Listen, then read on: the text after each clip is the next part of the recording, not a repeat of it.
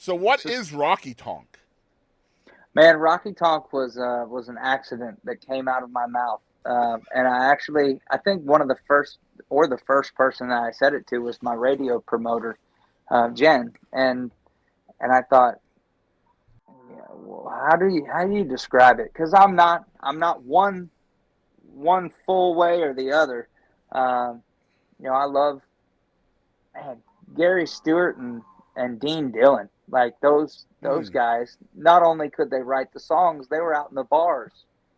Um, they were Rocky Tonk to me because you know what? They could make you cry, and then the next song they'd be you'd be chugging beers. Hmm. And so when you get down to what I was talking about, it's country music, but it's got melody. It's got a little bit more movement to it, and yeah, some songs might be slow and ballad type, and others are gonna be heavier hitting, and it's country music with a little bit heavier guitar on it. Um, you know, at the same time, it's a cross between genres and generations. Just because, man, I grew up listening to praise and worship. I grew up in church, and my brother had a little bit later had a garage band that went on to play around the country, and they were contemporary and 90s alternative.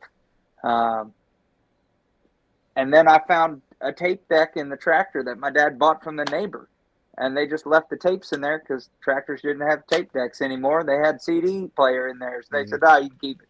So like, man, uh, the radio on top of that, and I just told somebody the story.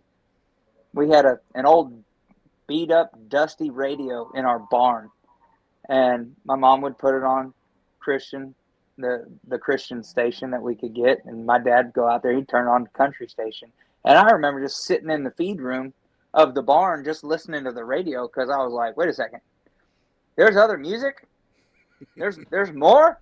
Yep. I mean, I was a homeschool kid in the middle of the country, uh, who was in church 3 or 4 days a week. So Showing pictures of your cows.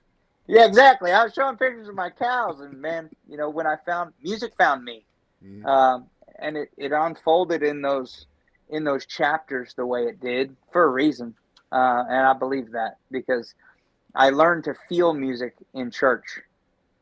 I learned to play music from my brother, and I learned how to write it within a culmination of all those things and the people that I was learning from and getting just taken under the wing, really. Hmm. Whether it was for an instant or whether it was, for the last 7 years of me doing this. Just sponging Um, everything, right? Just being a sponge. Everything, Yeah. man. Hmm. Just listen, be nice to everybody, and have a good memory. Yep. Is some of the best advice I ever got from somebody that left me hanging high and dry.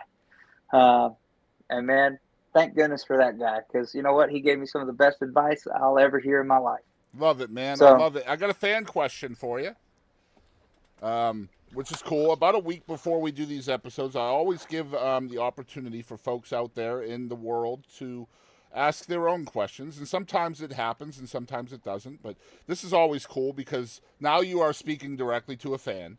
And her come name on, her name is Sheryl Stanley. I don't know if you know who that is, but Cheryl. so she wants to know who has been your favorite artist to open for so far. Man, we've played with a lot of really cool people. I'm gonna be really honest with you. That's tough, Cheryl. Thanks a lot for putting me in the hot seat. My goodness. And if any of the other artists watch this, Yeah, they're going to be like, just wait, know, you opened for me. How do you not say yeah, my name? man, we've gotten to. I loved opening for Cody Johnson. Um, Amazing people, and the fact that I've known his band since that first night I got tricked into playing in a bar. Um, they were in that bar that night, Wow. and I was playing a Cody song actually. Wow. So I've known them the longest.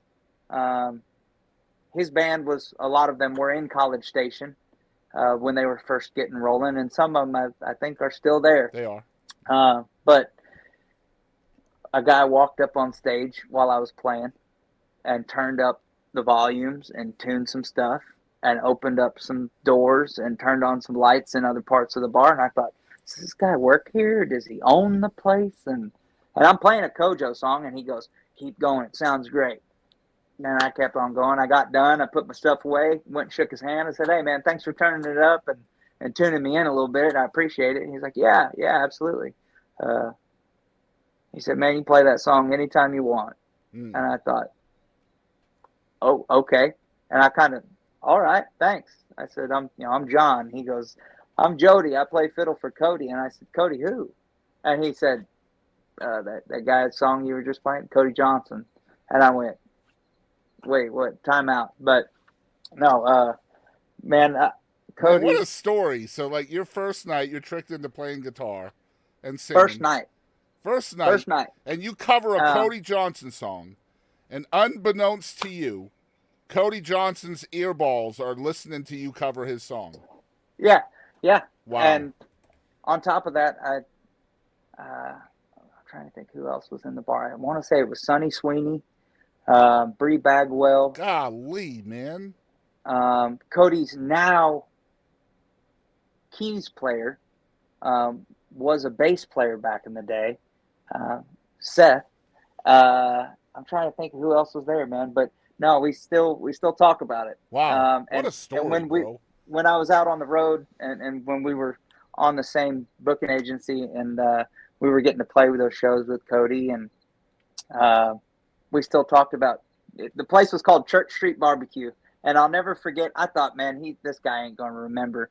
And I walked around that corner, and he goes, "Come a long way from Church Street Barbecue, ain't it?" And I thought, holy smokes, this is crazy. But Cody has been awesome to us. Parker McCollum used to take us out all the time. Man, those guys are amazing. You're trying to pick more than one now, John. That's I know. I'll do. You know what? I'll say Cody. Aaron Watson. Okay, I'm keeping them honest, Sheryl. No, you said Cody.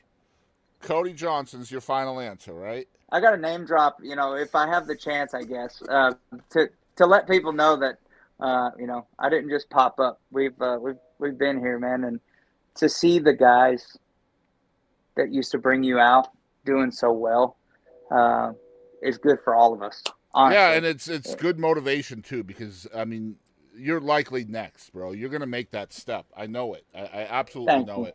Because you're phenomenal. You're a great songwriter, an incredible performer. And above all of that, though, you have such a rich, amazing voice. And it's so good, man. And I know a lot of people out there agree with that. I've seen your fan responses out there and comments and things. Man, I'll tell you what, your voice is what sets you apart. Thank you very much. Yeah.